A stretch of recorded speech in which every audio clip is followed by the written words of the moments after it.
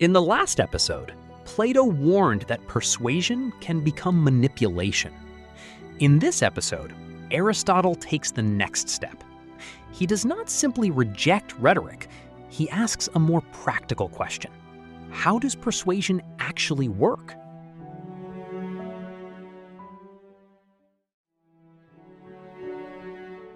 Plato feared what rhetoric could do when it was separated from truth. Aristotle, his student, approached the problem differently. Instead of asking whether rhetoric is dangerous, he asked how persuasion can be understood, analyzed, and used.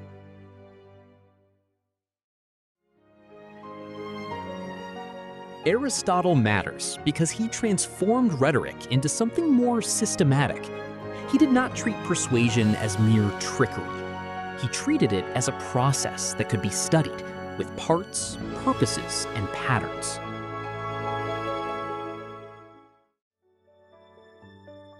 Aristotle gives one of the most famous definitions of rhetoric in history. Rhetoric, he says, is the faculty of observing in any given case the available means of persuasion. In other words, rhetoric is not only speaking well, it is the ability to see what kinds of persuasion are possible in a particular situation.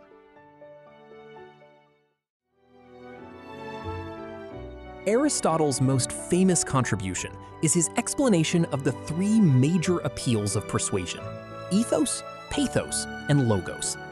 These are not random tricks. They are three different ways a speaker can move an audience. Logos is the appeal to reason. It includes argument, explanation, evidence, and logical structure. When a speaker gives reasons, draws conclusions, or presents proof, that speaker is using logos.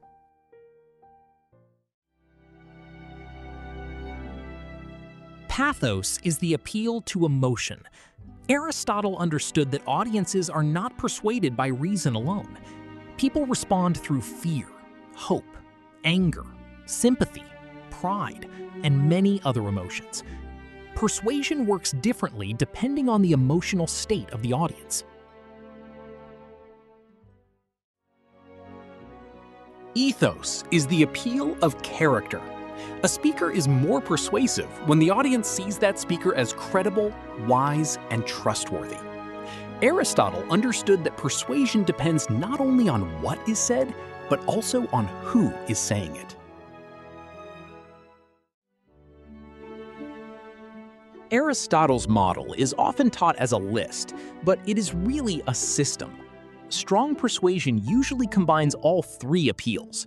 A speaker who is credible, emotionally aware, and logically clear is far more persuasive than a speaker who relies on only one.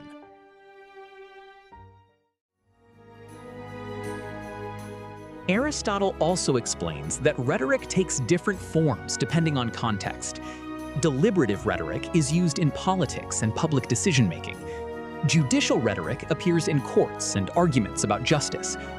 Epideictic rhetoric belongs to praise, blame, ceremony, and public display. This makes rhetoric not just a speaking style, but a theory of situations.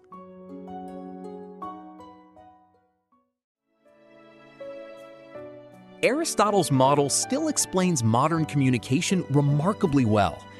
A political leader builds ethos by appearing trustworthy. An advertisement uses pathos by creating desire or fear.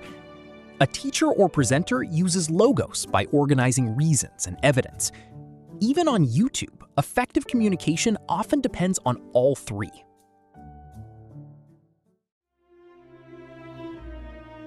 Of course, Aristotle's model has limits. Explaining persuasion does not guarantee that persuasion will be ethical. The same tools that help a speaker communicate clearly can also be used to manipulate, distract, or dominate. This is where Aristotle and Plato remain in tension.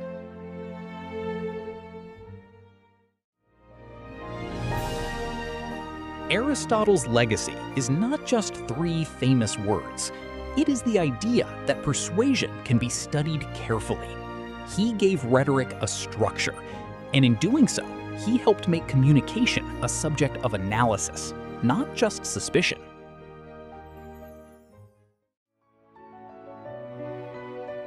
In the next episode, we move from Aristotle's theory of persuasion to Cicero's world of public speaking and civic power.